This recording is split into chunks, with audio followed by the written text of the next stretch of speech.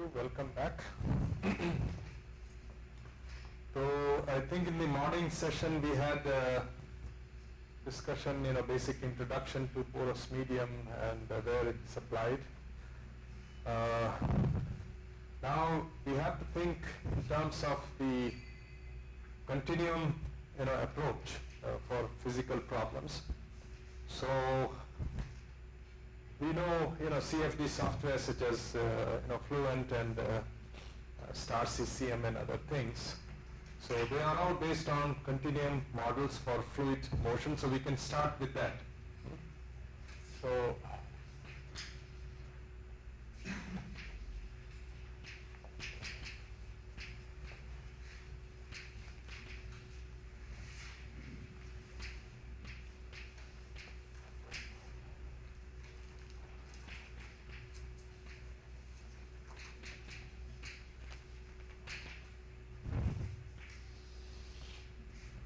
So if you look at the fluid motion,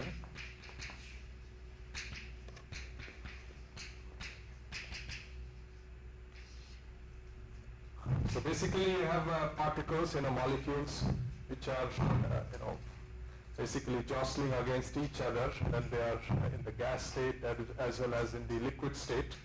So, you can draw some kind of a cartoon like this, where particles are moving and they are executing what type of motion is this? The Brownian motion. Very good.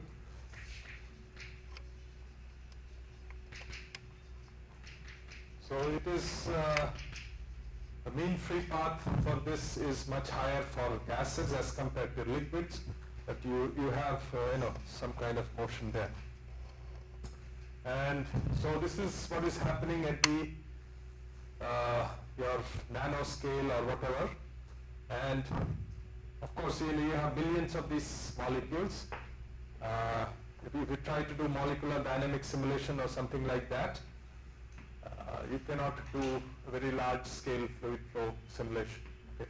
So once again you have to do upscaling. So it's very natural in fluid mechanics to upscale this from this very small scale phenomena to larger scale phenomena. So there are various ways of doing it, but so there's a branch of physics called statistical mechanics. So you basically upscale from the molecular scale. So this is your molecular scale to micro scale.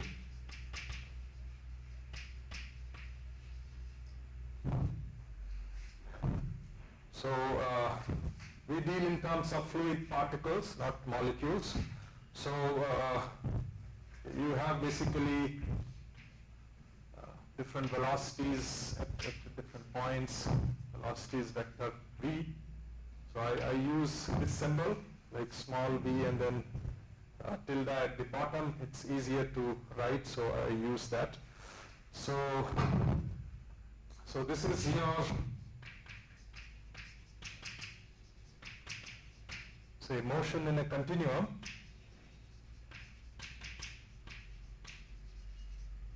So this basically consists of particles.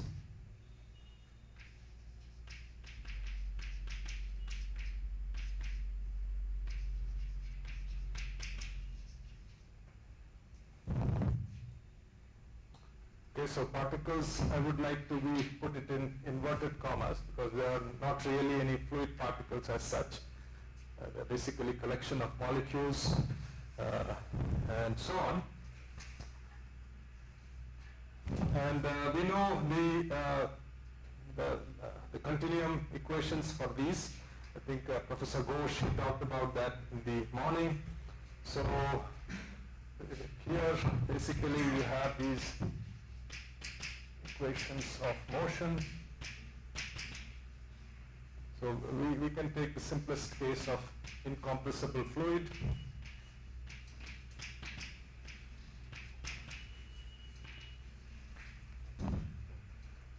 So we have the equation of continuity. So you take nabla dot, so it's the divergence of the velocity field should be equal to 0. So that is your mass balance of continuity equation. And then you have the momentum balance, which is your dv dt is equal to minus gradient of the pressure plus mu del to v plus rho g. So Laplace operator there. So what is this equation called? Navier-Stokes equation, right? So of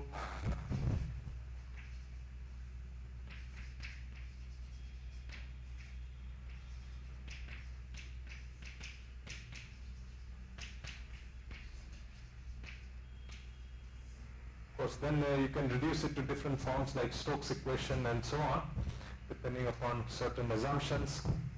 But the bottom line is that you are scaling up from very small scale, molecular scale, to something more tangible, something more physical. So we do the same thing in porous medium. Okay. Let's see how it is done there.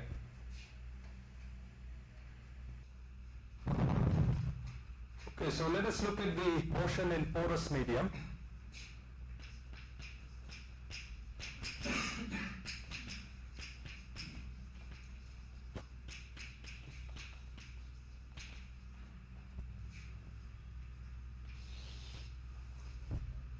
So, you can, different types of porous media obviously, but we can just draw some kind of a little cartoon here.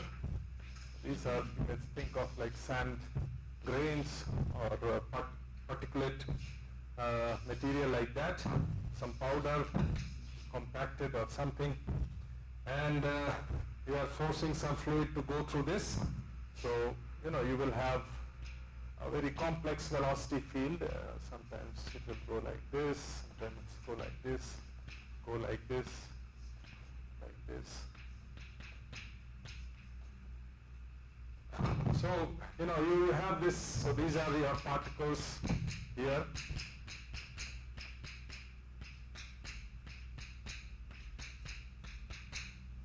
So we can write few things about this. It's a very complex pore space geometry.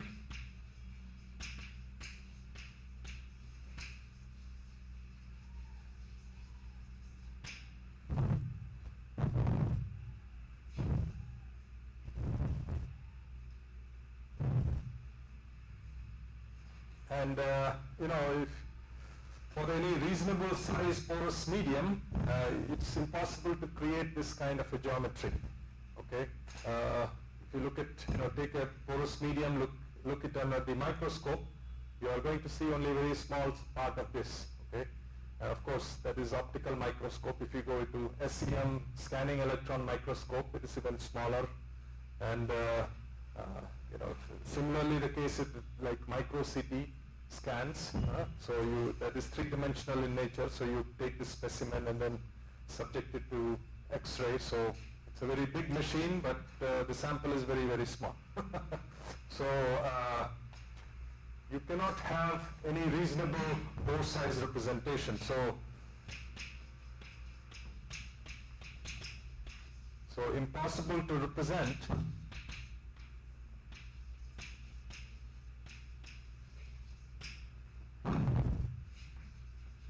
any reasonable size porous medium.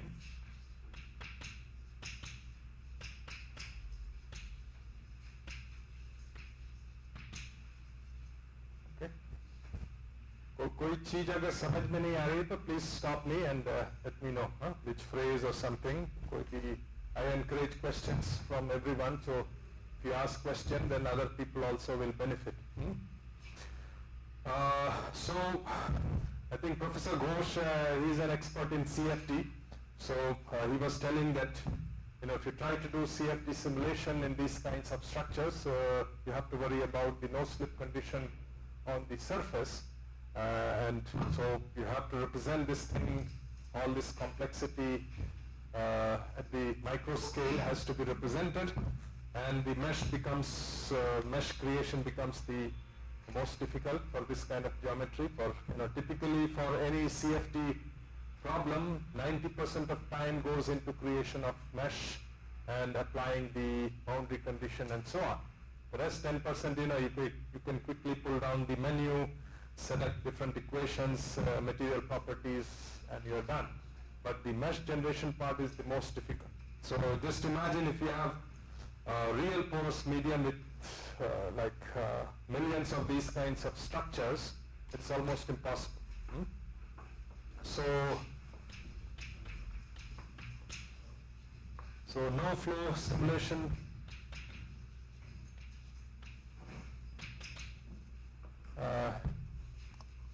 using CFD is possible for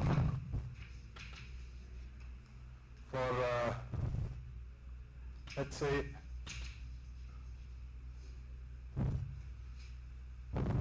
let me phrase it properly, for any say real size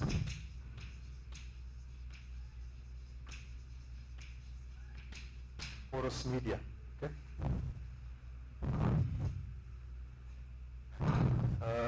Any real size porous media with millions of pores, millions or billions even.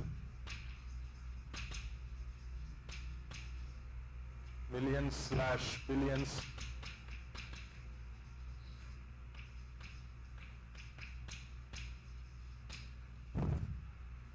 Okay, so obviously then we have to do something.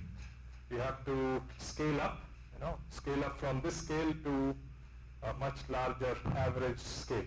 Okay, that is what we have to do.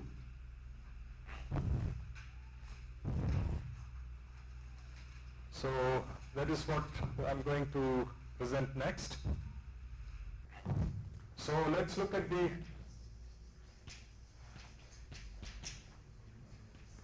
concept of averaging.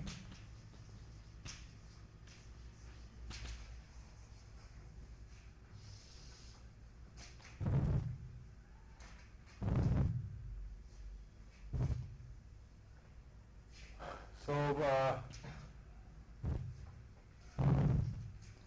basically for upscaling from micro scale to macro scale. Now macro scale, it depends on how you define your macro scale. It may be in terms of few centimeters, it may be in terms of meters or in terms of kilometers. So, but if we have just two different scales, it becomes easier to understand the starting physics of this.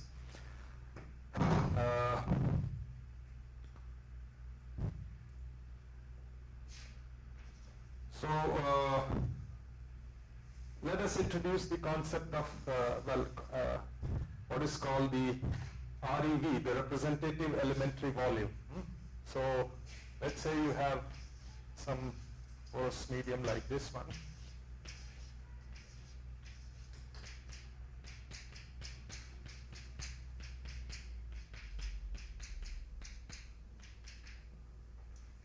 So you take some kind of a volume and you average whatever the flow quantities are there inside using that averaging volume.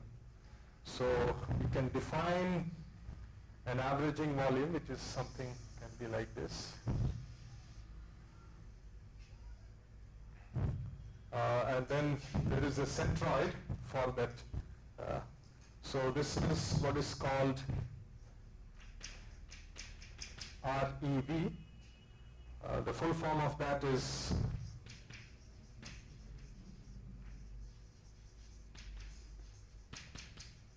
say representative elementary volume.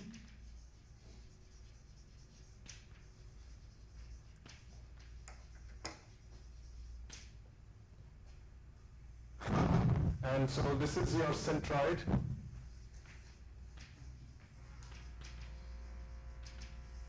Of that, because we're going to take the average of different quantities, and those average will be assigned to this centroid of that averaging volume.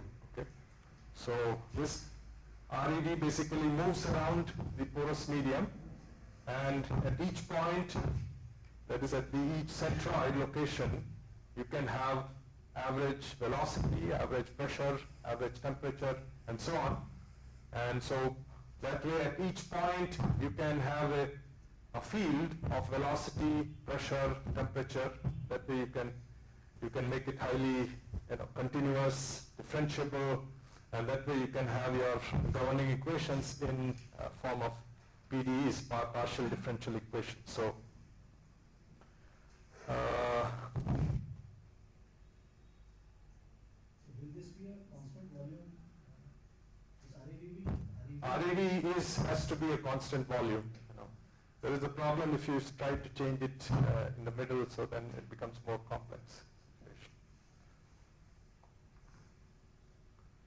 Okay, so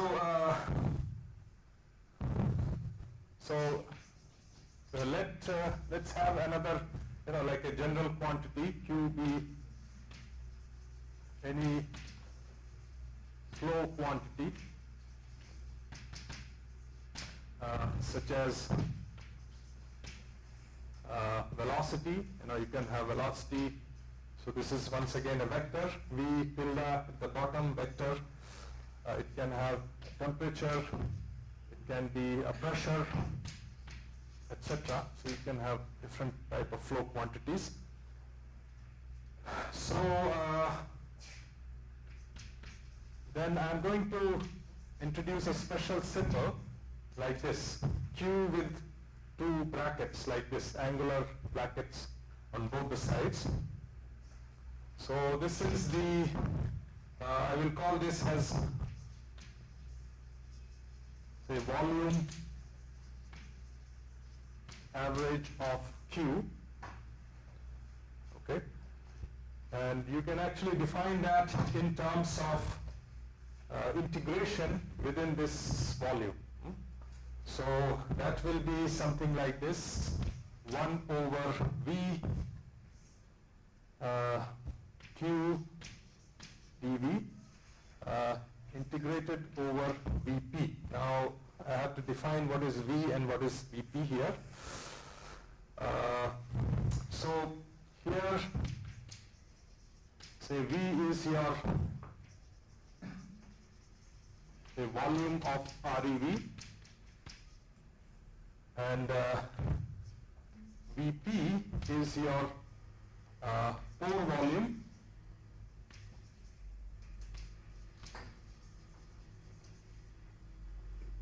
in REV.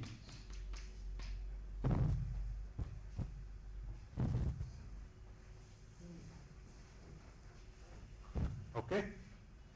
So you are integrating this. Now this is a flow quantity, so this is only defined in your, wherever there is fluid, the Q will be defined. Okay, it will not be defined in the solid region. So that's why this integration has to be done over Vp, the pore volume.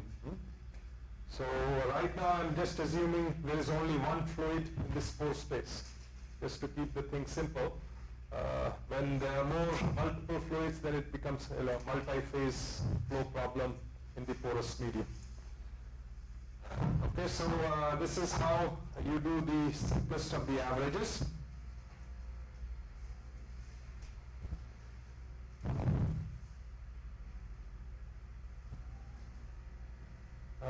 Let me also, so here you have Vp, the pore volume, but there is also volume corresponding to this solid phase which is present.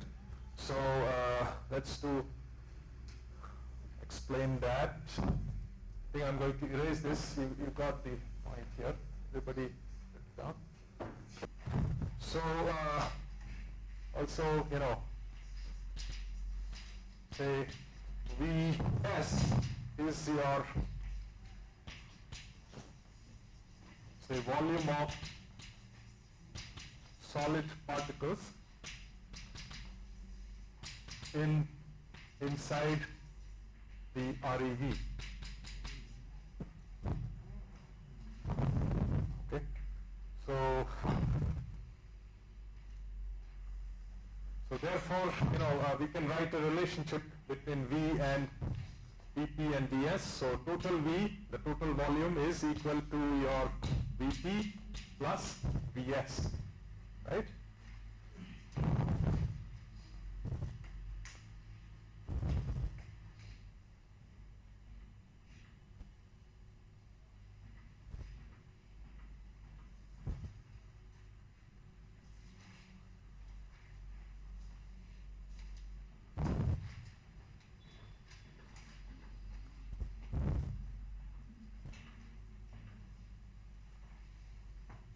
So I gave you this definition. Q is equal to 1 over V Vp Q dV.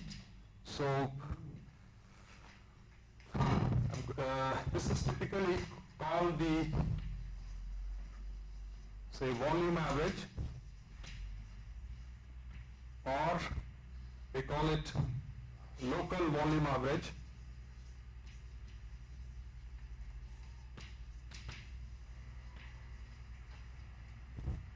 or it's also called phase average.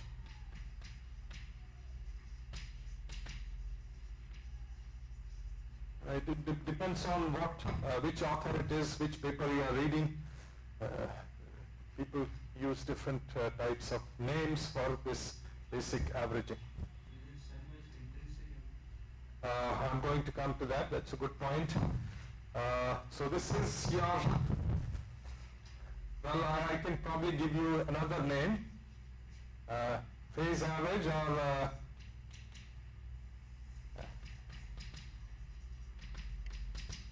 extrinsic phase average.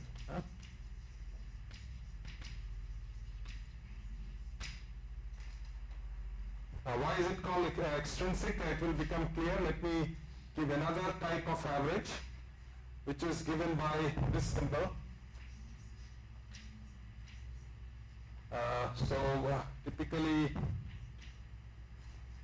what this says is that you are integrating over the pore and dividing by the pore volume. So now this becomes 1 over Vp and Vp Q dV.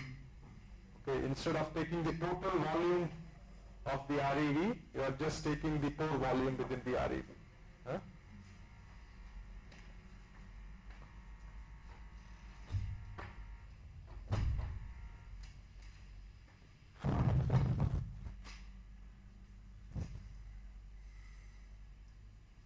So this is called the, they give different names, so this is also called pore average,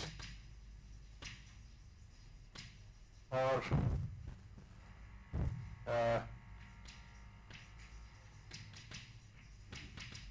say intrinsic phase average.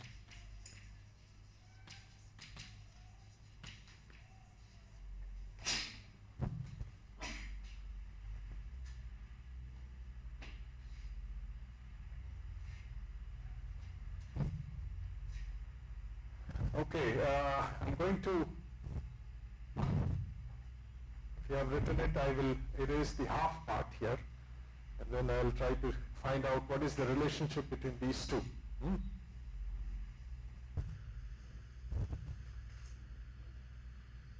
Let us define this quantity, which is, so I will call this as definition. So take the pore volume divided by the total volume. What do you think that will be? The porosity, okay? So this is, I will use the symbol epsilon. This is the most modern symbol that people use. In the older textbooks, sometimes they use N. in Jacob Beers and so on. So here we use epsilon. So that is your porosity.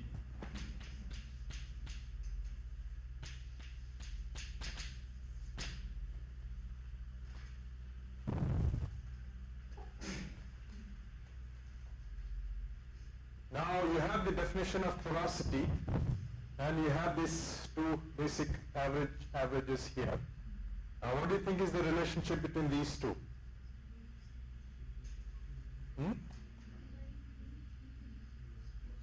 I think you are on track there. So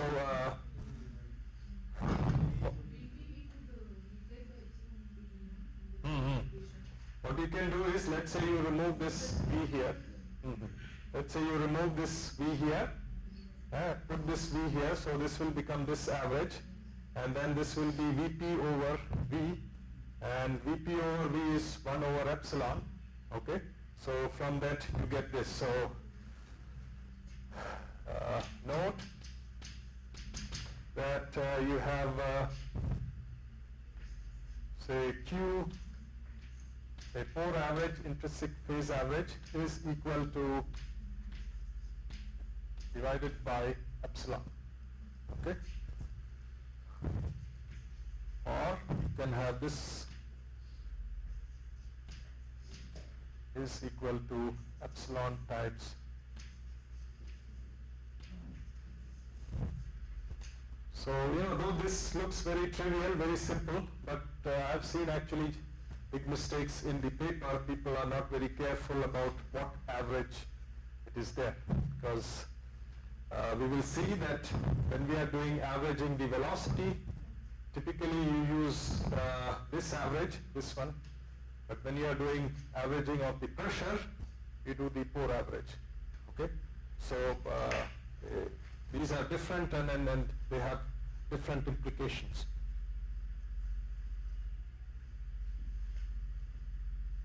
Any questions about this thing? Yeah. Intrinsic phase average, now we are taking as 4 volumes, but there are multiple phases. So what volume will be? Well, let's come to the multiple phases, then I will describe that. Then it becomes, the same thing, but it complex in that sense. Instead of having one liquid, you have 2 or 3 different liquids, and then you have what is called volume fractions. Instead of having porosities, you have like volume of phase 1 divided by total volume. That will give you the volume fraction of that particular phase.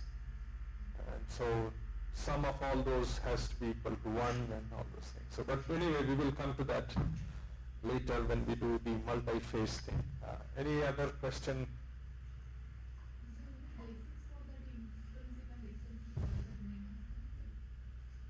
Well, I think that's a good question. Why you call intrinsic phase average? Why extrinsic or just a phase average? I think, yeah, you don't have to write it down. Let's say you have something like this thing.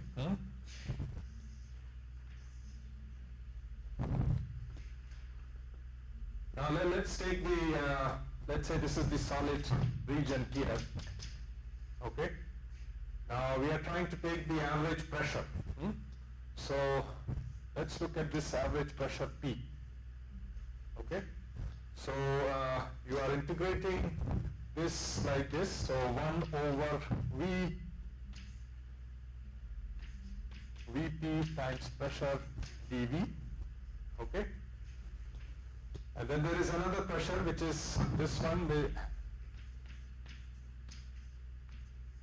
So that is 1 over V dV. Oh, sorry, Vp. Yeah. Thank you. So which one do you think will be closer to the actual fluid pressure? The second one, right? So that's why I said, that is the intrinsic phase pressure, intrinsic phase average that is used for averaging the pressure, because you take the integration here and then divide by that same volume. But if you take the total volume, suddenly your pressure is less than what is this here. And this is the actual pressure that is picked up by the pressure transducer. You put some pressure transducer inside a porous medium to measure some pressure. So this is the pressure, people claim that this is closer to what they measure, not this one. Okay? Does that answer your question? Okay. But for velocity, why we are not taking reflexive phase? That's a good question. Let me answer that. Let me see if I'll answer that. I have some material about that, but I guess let me try to answer that here. Why we do that for velocity?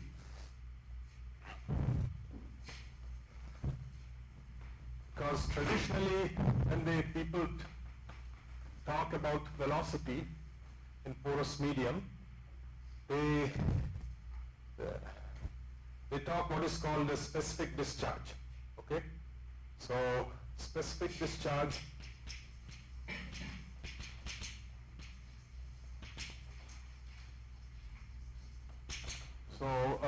it may be something like Q tilde. Okay, not V tilde, where V is velocity, this is specific discharge. So what that means is, let us start with Q. I think let's not make it a vector. Let's keep it one-dimensional, simple. So Q is basically, you take a porous medium, you take a section of that, and you measure how much flow is coming out per second. So that is something that is easily measured. So that is what was done by the good old Darcy. He made a column of sand, and he started pumping liquid from one end. There was no pump, obviously. He created a head, and then the liquid started flowing. And then from the other end, it was like a section. The flow was coming out. So you can take that flow rate that is coming out, call that Q, divided by total area A. So that is your specific discharge. So this, if you look at that, this is more like, if you take the area, so you will have, so this is, let's say, section.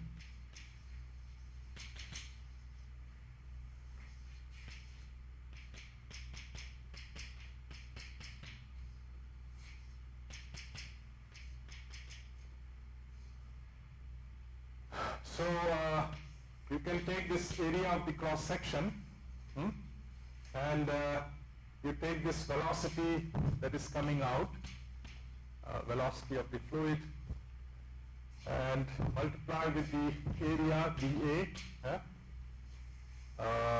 Now let me see how I do that. So you have to use some kind of function here.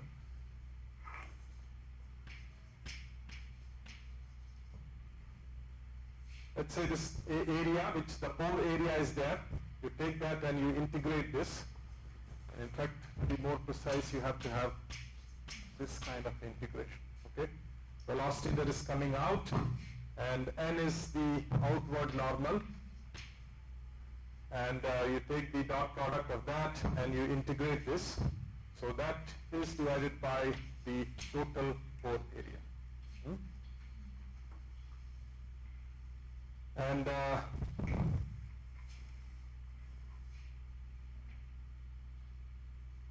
so if you look at this one, so this is, n is constant, it is constant everywhere, the unit normal, so it can be taken out of this area integral, so you basically get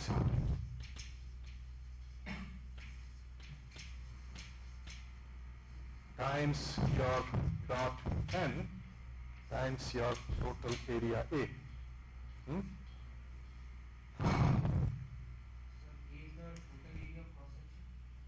Yes, A is the total area of the cross section, and then so A is equal to A pore plus A solid.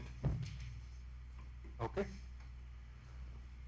So we can write this specific discharge something like this one.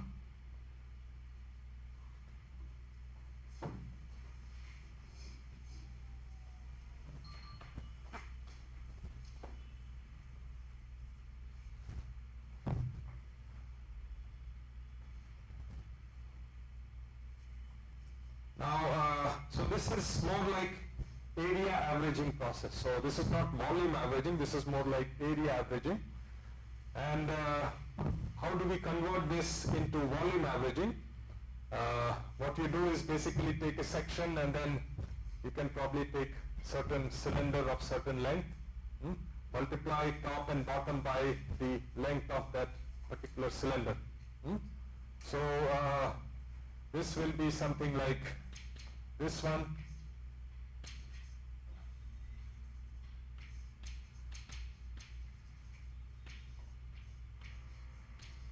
VA times L,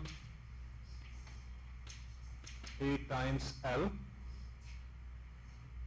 So it's a very crude way, it's not very sophisticated way of doing it, but so you take this area and we assume this area to be kind of extruding into the thing, statistically we can do that, even though the area will change as you go along, but statistically we can say, okay, this is the big enough REV and we can take that and extrude it, and so this thing will be equal to, let's say Q is equal to, now dA times L, you take the area, right, times the length, so that will give you your volume, right? Area times length is the volume, and so you have here, and then this obviously will become now core volume, and A times L will be the total volume, so this will be something like this, okay? So what do you think this is? So this is not divided by Vp but V, right? So it's a phase average or an ordinary volume average, so you basically write like this, okay? So it's because of this, a historical reason, it's easy to measure this specific discharge, okay? So if you look at the older textbooks, all these quantities, like Darcy's law and everything, that is written in terms of specific discharge. And so all the modern textbook and modern papers, they borrow on that and build on that. So that's why, specific discharge is related to your, this thing. Here, I think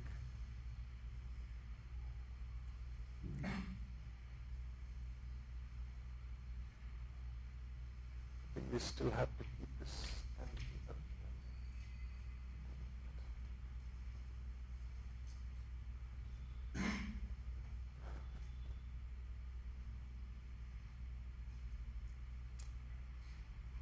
So yeah, this has to be dot n, like this. Okay. So using those assumptions, I have shown you that specific discharge is equal to the volume average velocity, that particular direction component of that velocity. So we can say this is the reason why, say, velocity, or I will say average velocity,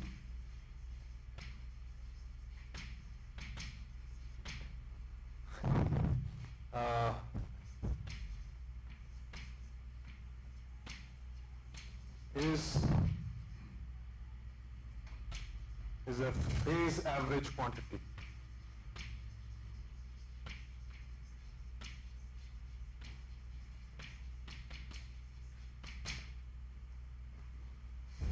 Does that make sense? If you have any questions, please do ask.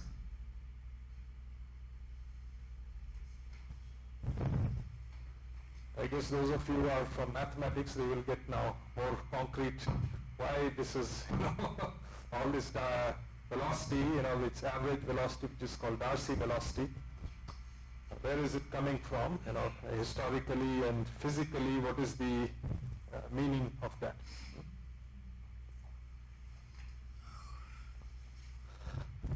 Okay, so these are the averaged quantities. Now, you may ask question about what should be, what kind of REV should we choose? How big should it be?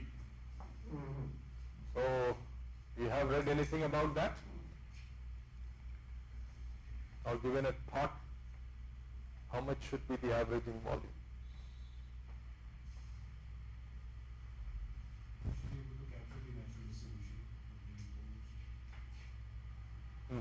Yes, yes. So it should be sufficiently big, but how big? So it's still not very clear. So let me just give some discussion on that. So let's talk about effect of REV size.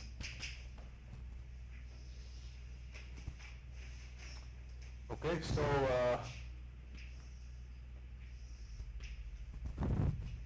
let us plot some quantity. Can be any quantity. Let me just write it Q. So it may be Q, the phase average or intrinsic phase average, like this one. It can be either of that. And what we are going to do now is basically, let's say this is your REV. You have these particles here. And the volume V is basically that of REV. And we are going to increase the volume from 0 to a higher value and see what happens to the this averaged quantity. Okay? So what do you think will happen when REV is very, very small?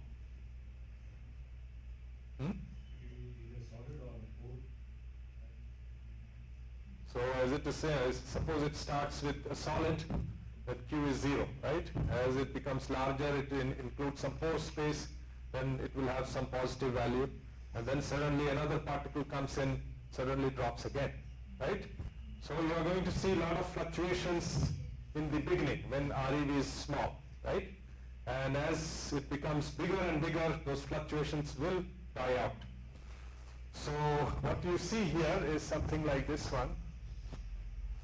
So gradually it dies out, and then it becomes straight, and it will remain straight if it is a homogeneous medium, okay?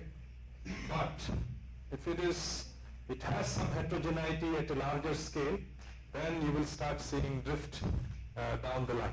Okay? So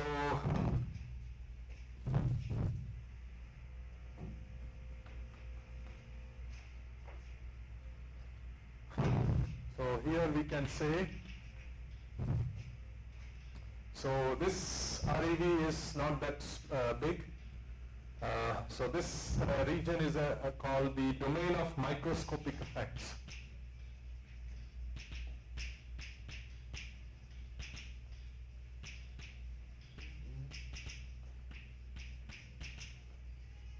Okay? What that means is that the REV is not big enough.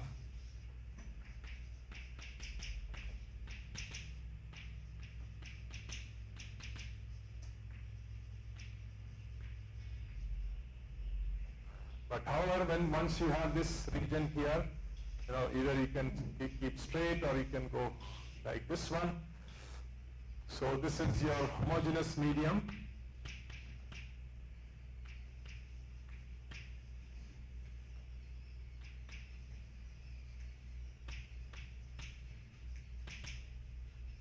And this is heterogeneous medium or inhomogeneous medium.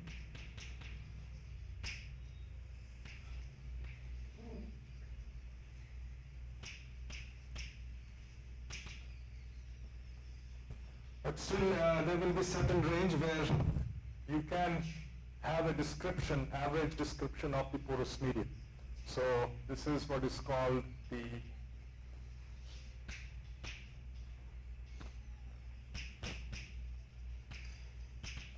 domain of porous medium.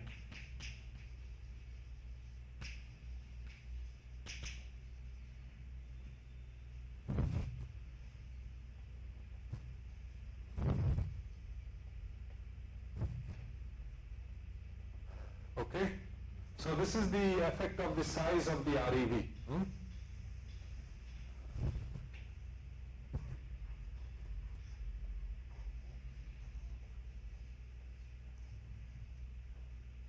Now, sometimes we also study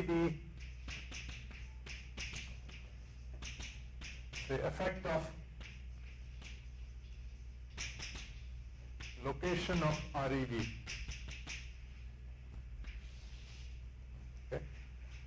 So what that means is that, let's say you have some, big domain.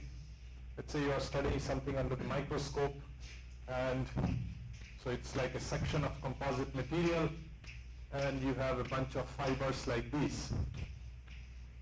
So when you are doing averaging here, obviously it is area average, and instead of volume you have area volume, but the concept is the same. So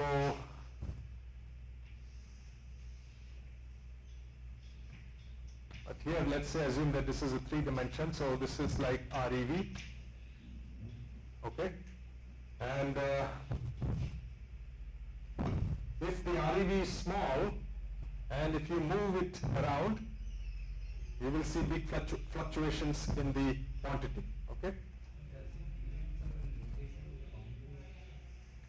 Yes, it will obviously, if it is like at the edge, then if you are the halfway point, then you will have. The reason I'm asking is your persistent region where actually there is no effect.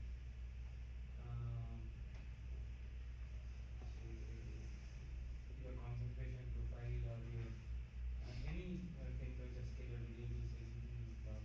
In persistent region, like if you put a plate like this, and then it's a heated plate, you put that in the sand. Now, where we will draw this boundary for the computation level. So that location of this boundary also affect the REV. Well, it is an average description. When you are doing convection in porous medium, you're dealing with Darcy's law and then the buoyancy effect. Darcy's law means if I want to derive my equation based on the volume averaging, then this persistent region location will depend on what REV selection I will make. Well, what I have seen, the papers I have read is people just use those average equations, okay, without bothering about the fact that if you have a plate, very close to the plate there is going to be strong gradients. Right. There are going to be strong temperature gradients. And thus the REV is valid at that point. That's a big question. In fact, that was one reason why I started working on that ensemble average method instead of using. We can talk more about that because I think that is a better averaging method to capture very sharp gradient in temperature, which leads to gradient in viscosity or chemical gradient or something. But yeah, that's a good point. The REV is typically valid if you have open domain like groundwater flow that is happening, okay, very large and so on. So let's say you have something like this one, and you move this REV around, and so if the REV is small, then you will see big fluctuations in the average quantity. But if it is sufficiently big, then you will not see much change unless there is some heterogeneity that is actually present in the medium. Okay, let's say the fibers are very dense here and fibers are becoming very, so then you can't really do anything and you will see that gradual change. So, but if it is a homogeneous medium, you should not see any change. So here, say here Q, so we are basically moving this around, let's say here like this one. If REV size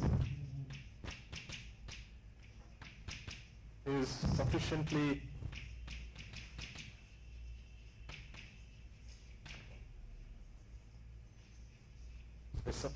big, then the averaged quantities, that is Q or P, will not vary significantly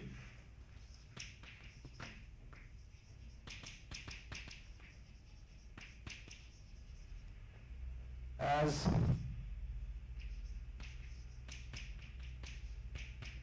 REV is moved. Okay. So sometimes you can use that for testing your averaging volume and so on.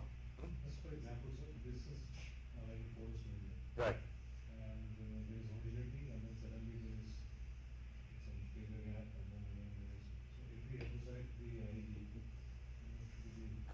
This will be like a multi-scale medium. I'll be talking about that if I get time. But yeah, that's a good point. Let us take you take a REV with the size of this board, and so I think that should be sufficiently big REV. That if you move it around, you will not see much change in the averaged quantities. But if you take something quite small, like this much, obviously that will, once you come here, you will see big fluctuations. So I think it's a good practical example. Okay, any other question? So yeah, I think REV typically doesn't come into picture because we assume that, okay, we have a porous medium description of the problem. Okay, we have a sufficiently big domain where Darcy's law is valid, the average form of continuity equation is valid, and so on. Okay, but it does come into picture if you decide to do like pore scale flow simulation. Okay, and then you have due to some reason, let's say you have a very powerful computer with thousands of nodes of cluster or whatever, and you can solve a very large domain. Velocity field is there, and then you have to compare that with average description like Darcy velocity or something. So then you have to choose some kind of a volume using COMSOL or whatever software you have. That has to be sufficiently big. So it is important in that context. Also, when you are, let's say, trying to measure the pressure in a porous medium, okay? So if your pressure transducer, which typically, the one that we use is something like this one, it's some wires, and there is this, it is like 1 centimeter diameter or 2 centimeter diameter, a flat surface. So that goes and butts against the porous medium, and then you have these points where pores which are open to that, they will apply the pressure, and then you will see the pressure there. So if let's say we just measure the increase in pressure because of fluid flow, not the effect of the solid phase, then we can measure the pressure, and I think what I said was that it has to be sufficiently big. The instrument itself, the the transducer has to be sufficiently big so that the pressure that you pick up is something that is can be related to the flow quantities. Okay. So let's look at the final effect of all this.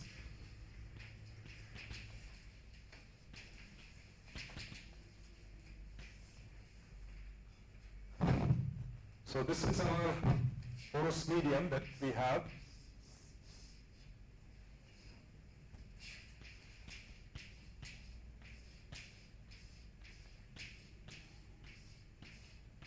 So let's say this is your RED here.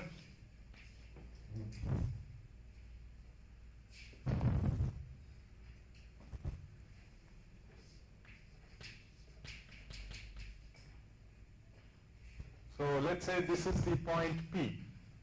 Okay, the centroid of this RED is point P. And so this is your physical space.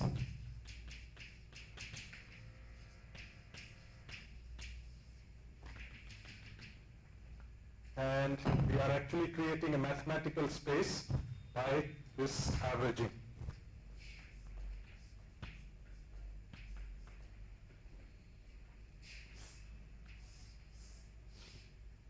So at the same point, there will be some other point there. Let's call this P prime. So this is your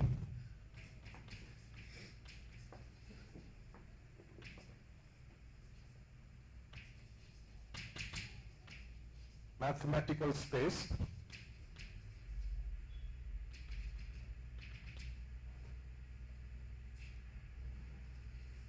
It's also called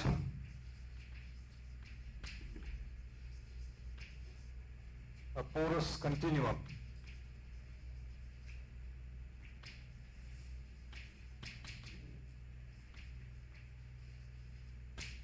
Okay, just to keep it separate from the ordinary continuum for fluid mechanics, they call it porous continuum space. So these are the two different things, because I remember when I started doing something about this oil exploration problem at my, when I was doing MTech. So I was more used to Navier-Stokes equation, and suddenly I saw this Darcy's law, and then I was confused, why I'm using Darcy's law when we use Navier-Stokes equation, because I did not take any porous media course at that time. And so what is going on? So this is what is going on. You take the averages, you assign it to different points in this mathematical space, and you create a continuum. Okay? And in that continuum, you can apply all these laws, mass balance, momentum balance, which translates into Darcy's law. So this consists of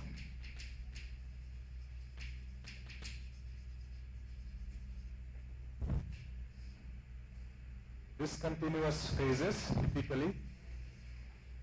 Maybe either discontinuous solid or discontinuous fluid phase. So here,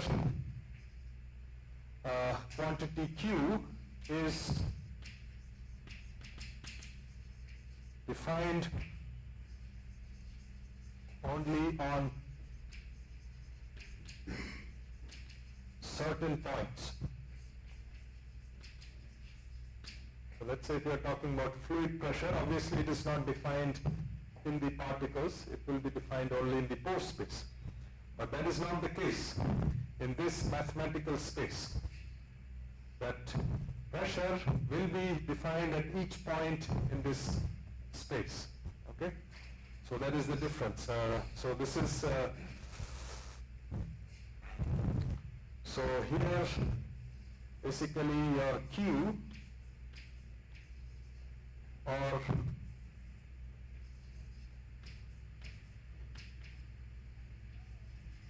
are defined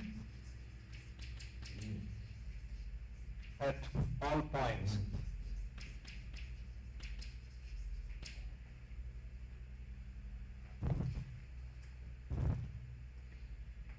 And this is of course a discrete, like sharp jump in the quantities. Whereas in continuum, so this corresponds to this one. There is a smooth variation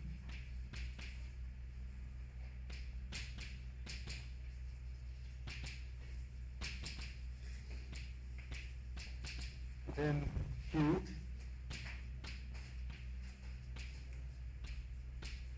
QP. So the examples of this is the velocity or the pressure, etc. So all these quantities are varying very smoothly within this mathematical domain. So they are continuous, so they are differentiable and so on. So you can have governing equations in terms of PDEs. So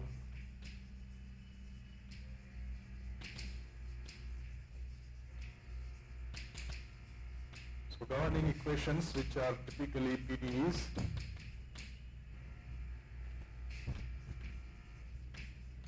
can be formulated in terms of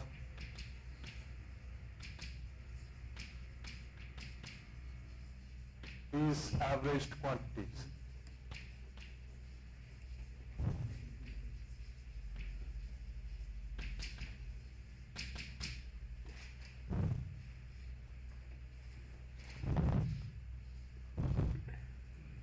Okay, so I guess we will be concentrating on this part, of course the coupling between the two as we go along. Any questions?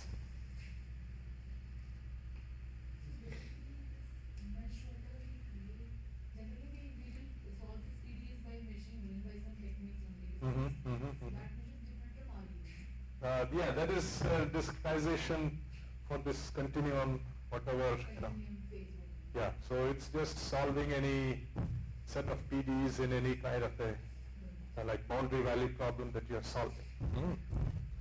So that can be fluid mechanics or heat transfer or any other problem. So commercially high volume coal, commercial or real made, there is no scope of this argument.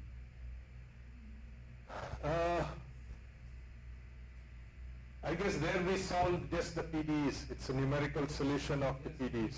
Yeah.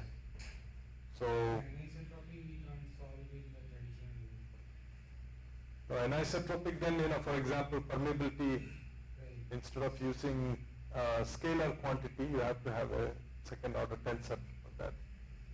I will be talking about that. So we can handle anisotropy using that. Any other question?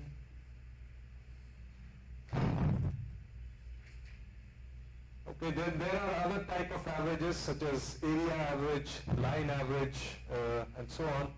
I don't think I will have time to go over all of them, but you are welcome to look at that classic book by Jacob Behr, 1971 or 72. It's by Dover Publication, The Dynamics of Porous Media.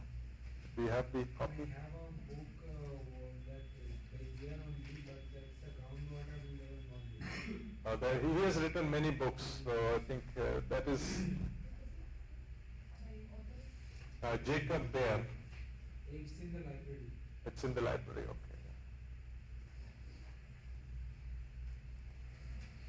Yeah, it's a very inexpensive book, at least in US it's like $20 only, but here I think it will be same, 600.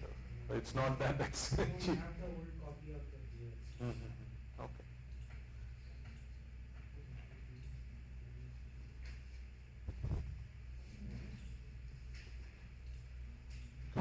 Okay, so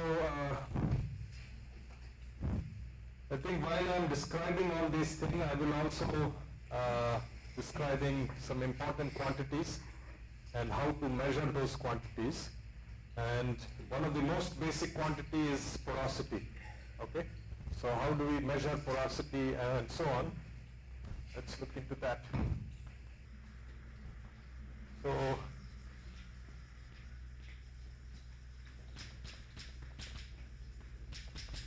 say characterization of porous media.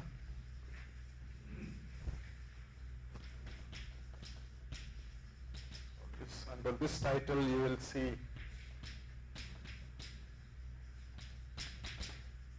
say porosity epsilon. Okay? How do we measure the porosity?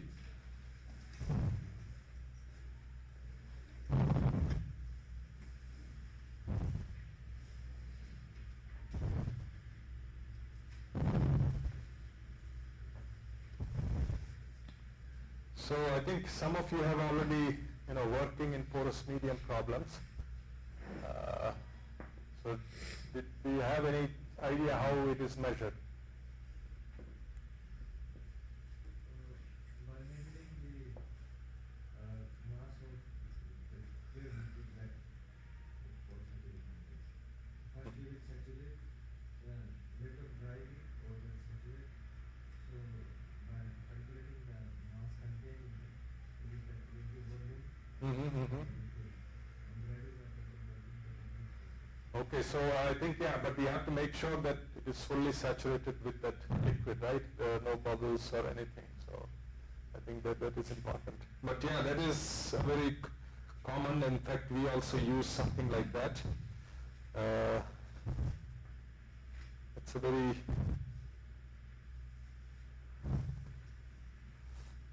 it is called the soaking method. So I'll start with that one.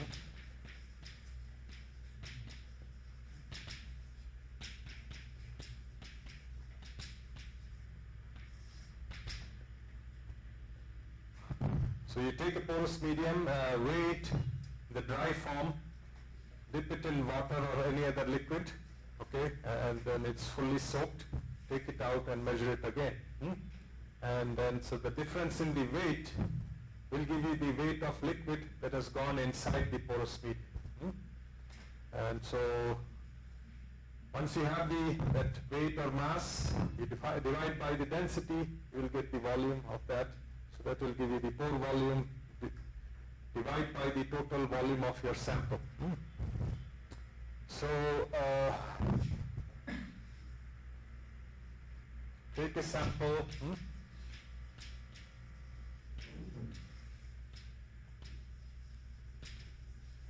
Weigh it and soak it.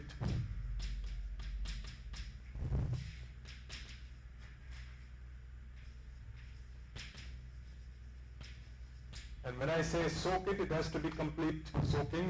There should not be any bubbles trapped, otherwise it will not work. In a liquid, and then weigh it again.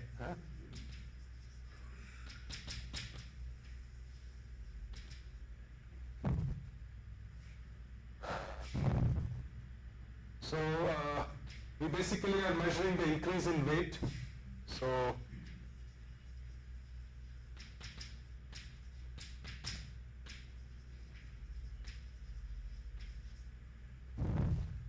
that will be, let's say, the weight of the liquid. So that is the initial or the final weight minus the initial weight. Okay? And from that we can find out the volume of the liquid, V of liquid. So that is the volume. So that is equal to weight of liquid divided by rho of liquid times your G. So rho is your density. Okay. If you don't know, then you should write that. G is the acceleration due to gravity. So that will give you the volume of the liquid. And so that is equal to your VP, the pore volume. and say from external dimensions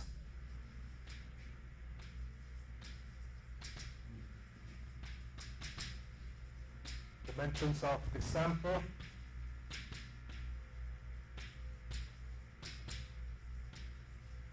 we get V, the total volume, and so therefore your epsilon, what will be epsilon B? Vp over V. So Vp over V, and that's how we get this thing.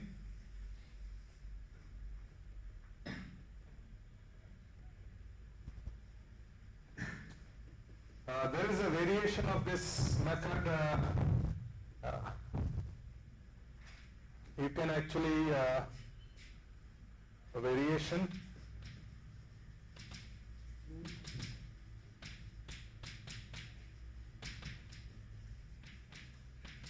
instead of weighing the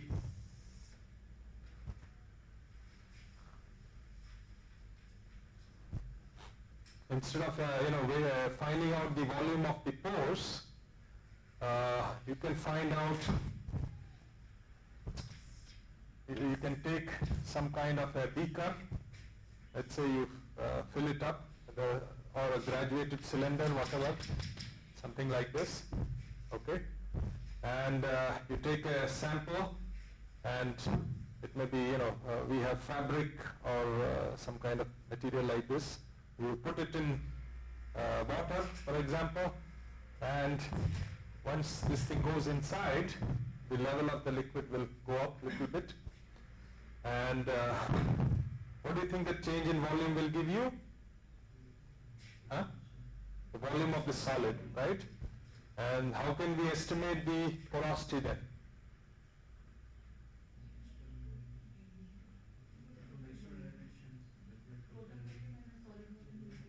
Yeah, so if you find out the total volume from outside external dimensions, subtract the pore volume, you get your, subtract the solid volume, you get your Vp, and then you get that. So here, change in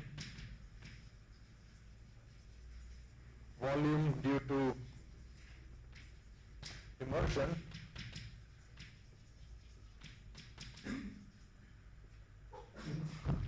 of particles, or it may be fibers. So that will give you your Vs. And so this, therefore you can get your epsilon is equal to 1 minus Vs over V, which is equal to Vp over V. I think it will work from that same equation we said. So this thing can work very well for like fiber mats. So we use those fiber mats for making composite materials, so we do that. It will also work for sand. A cup of sand, if you put it in the beaker, you can measure the rise. Of course, this has to be sufficiently sensitive, a small least count should be there, and the cross-section area should be narrow, should not be very wide, otherwise you won't see that change. So all those things you have to keep that in mind, but if you can somehow take care of all those things, it can be a pretty effective method of measuring your overall porosity. Yeah, bulk porosity.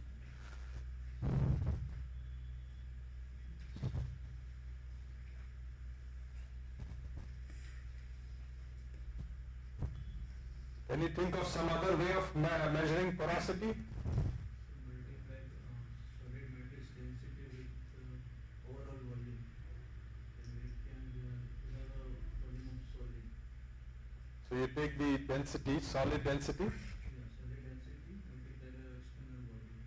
multiply by the external volume. Air mass is almost negligible. Mhm. So you will get, yeah, the whole thing is like Solid. volume multiplied with density, you will get the mass of the solid, the whole, Density is mass by volume. yeah. Density of solid is equal to mass of solid, because dry form weight is dry porous media weight is mass of solid matter. Yeah. So what you are saying is by weighing, right? The volume of solid from calculation. So you take like a sponge, you weigh it, right? And then you know the density of the sponge material, and then I think that you probably can have that. Yeah, probably I can mention that. Yeah. Oh yeah, I think we can take a break, right?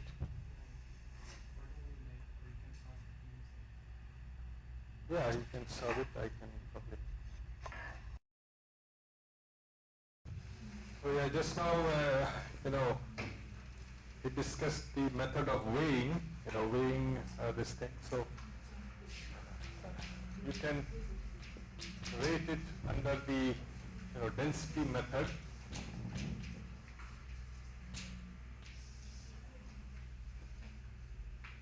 So let's say you have rho, which is total mass divided by total volume.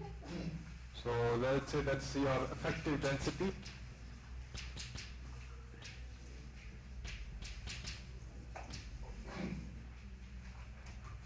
You can have another density, which is the density of your solid matrix.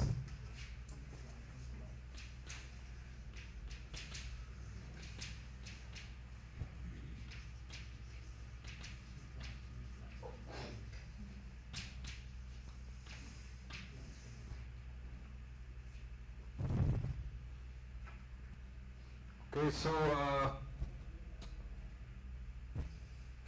we can have epsilon in terms of these. So let us see by definition.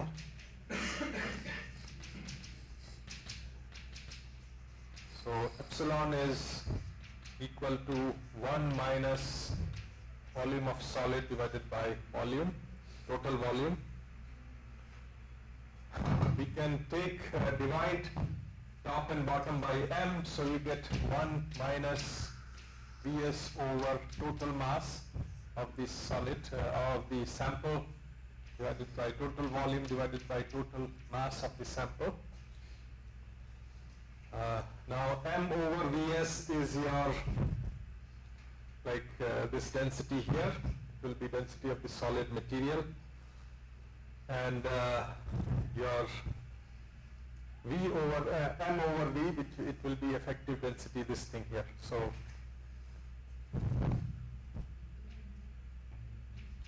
you can write this as, I think I'll just, this will be 1 minus 1 over rho s, 1 over rho. And so you can simplify this, so therefore you get epsilon is equal to 1 minus rho over rho s. So it's another way of what you had said, So that is the density method for finding the bulk porosity.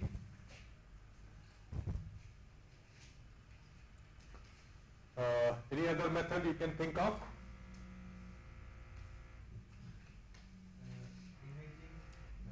Imaging method, yeah, so that's a good point. That was what I was going to come. So let's call that,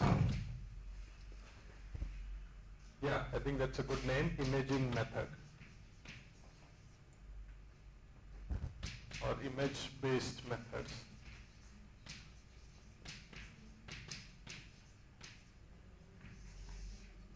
So this may be, images, so micrographs. So micrographs from let's say optical microscopes.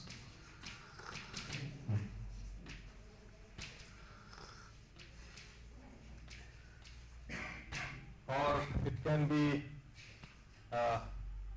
like SEM. Everyone knows the full form of this? Scanning electron microscope. So, like in mathematicians will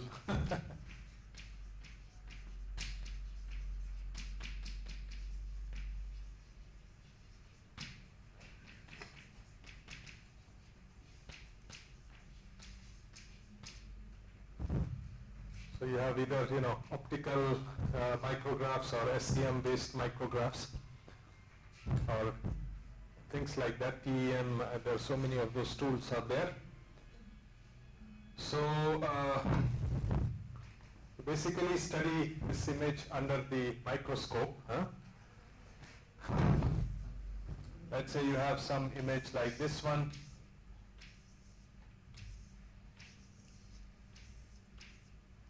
Okay.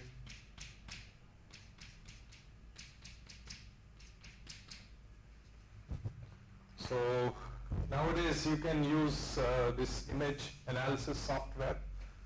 Quite a lot of them are there. If you buy any sophisticated microscope system, optical microscope system, you will get that. Or even you can download many of these from the internet. So you can find porosity using the epsilon can be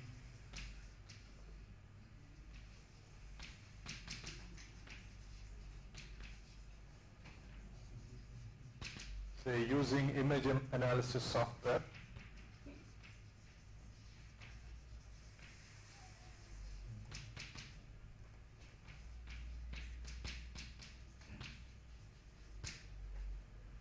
Or you can actually use it some brute force method. Sometimes you really cannot trust these image analysis software.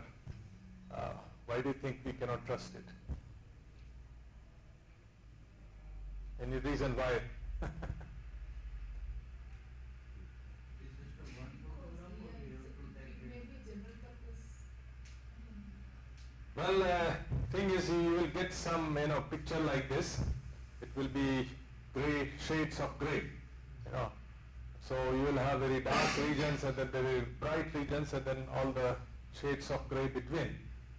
Now, how do you decide which is going to be your void and what will be your solid? Okay, so I think that thing is called basically deciding the cutoff. There's another technical name I can't remember right now. Threshold, right. Threshold. What is the threshold for the cutoff?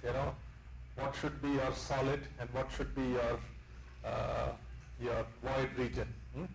So there's always that problem is there. So I think many times I ask my students to use their judgment to find out, okay, this is your solid region and this is your, and I ask them to actually physically do it. In the sense you can take a grid, some kind like a graph paper. So if you take a graph paper and you put some oil or something, you make it transparent. So you have a nice grid and you put it on the micrograph and you can physically measure the number of squares in the solid region versus the total number of squares. So that will give you this quantity, porosity. And so that way it can be like for calibrating your image, what should be the threshold for cutoff.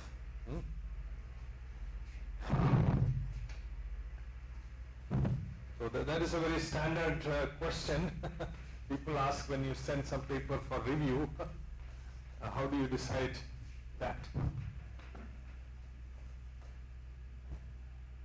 So I think so threshold, that is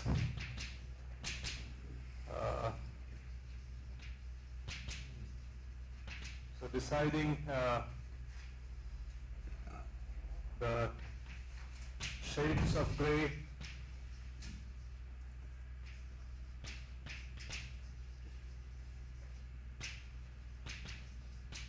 will be solid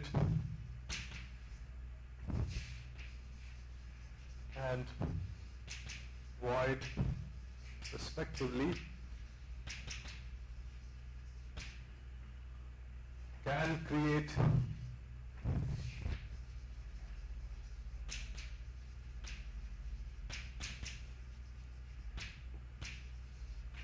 uncertainty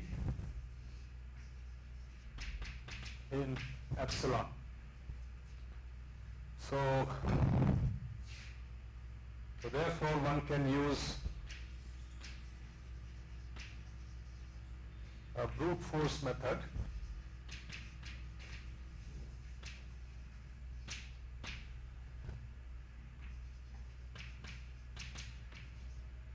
of superimposing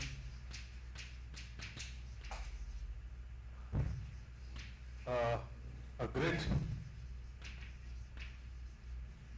over the image.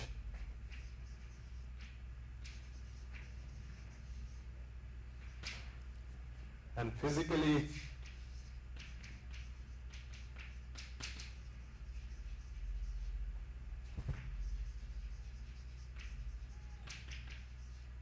counting area of the solid and then finding epsilon, which is equal to area of the pores divided by the total area, so which can be 1 over area of solid over total area A. So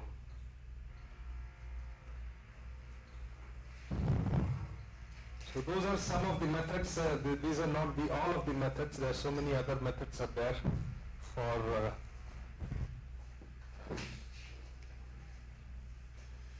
is there any other method that you people use?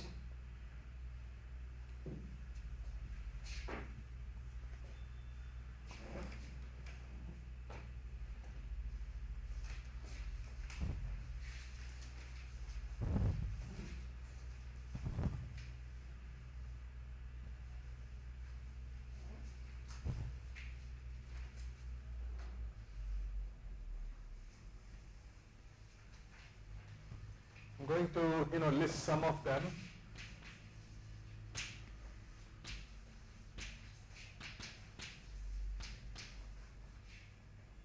So this is let's say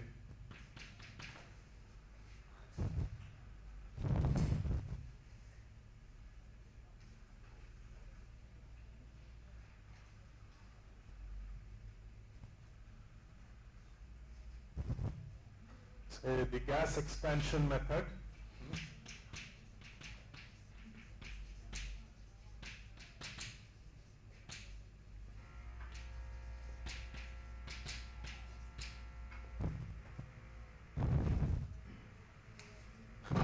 There is also mercury injection method.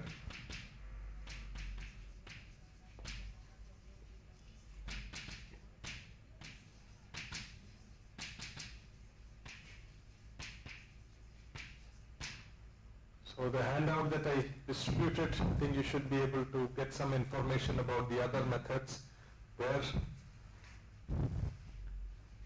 absorption of the fluid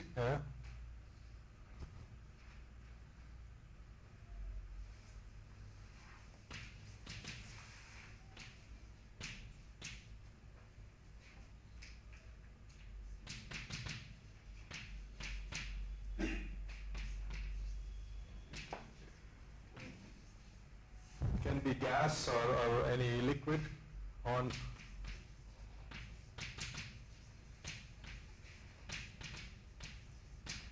particle surface, etc. So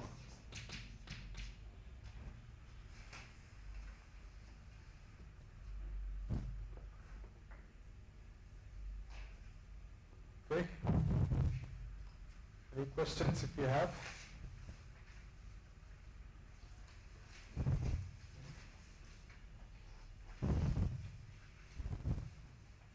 So out of these, which is most commonly used and or anything like that? I think image-based method is quite common. Nowadays this imaging, or actually 3D imaging you can also use, like micro CT scan. Then it becomes very. Probably I should mention that also.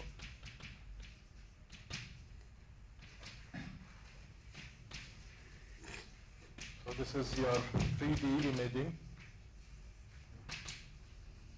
So scanning electron microscope, that is like 2D imaging. Optical is 2D. This is three-dimensional imaging. But of course, typically it takes long time to do it. And if you are getting it done in some lab, they will charge not only a higher rate for newer technology, but it's a longer duration. So it's a bit expensive. This must be a very precise one. This one? Yes, it is. It is the latest state of the art, but still it is. The machines are quite expensive. So it's like medical machines. So still, they're like micro CT machines now, which are relatively cheaper. What is the range of 6 Tesla or 3 Tesla? I don't know about that. Probably you will be knowing. I don't know about resolution. It's probably in microns. Tesla, I don't know. They put that the CT scan when they do that, they put in a magnetic field. So that's I don't know the details of that. because the commercially they ask for there is a I have a 6 Tesla machine, somebody said 3 Tesla machine. Mm-hmm. The BHU has a 6 Tesla and some other hospitals they have a 3 Tesla machine. Oh, okay, okay. So Tesla is the unit of Magnetic field. magnetic field. Okay. Yeah, I'm not sure.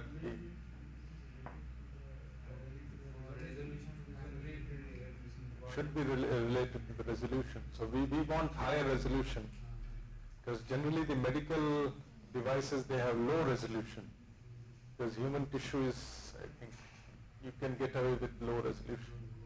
But if you are dealing with porous medium, you have few micron resolution at least you want. Okay, so we will stop here. Thank you very much.